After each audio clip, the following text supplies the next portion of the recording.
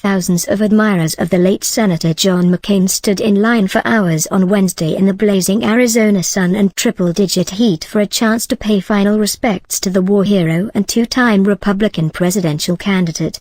The single-file procession through the Arizona Capitol Rotunda, where McCain's flag-draped coffin was lying in state, stretched across the State House Plaza and widened to 2 or 3 abreast as it extended down adjacent streets.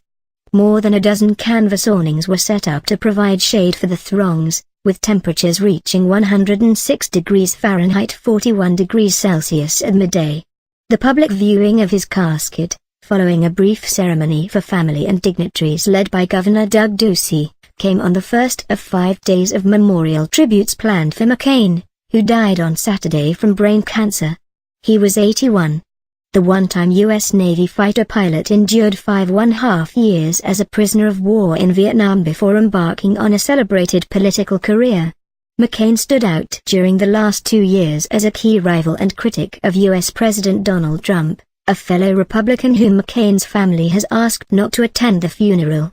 Among several thousand waiting to glimpse McCain's coffin at Arizona's Capitol was James Fine, 54, a Dallas funeral director who drove over 1,000 miles, 1,609 kilometers, to Phoenix to bid farewell to a man he called a statesman.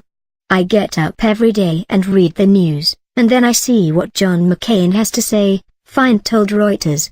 "They don't make heroes like him anymore." Earlier, the hearse bearing McCain's coffin was greeted outside the State House by National Guard troops, military veterans, law enforcement officers and firefighters, all in dress uniform and standing at attention as they saluted.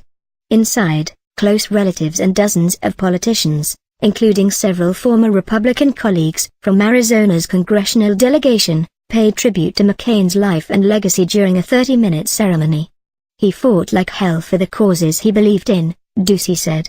"He did it with humor and humanity, and without compromising the principles he held so dear."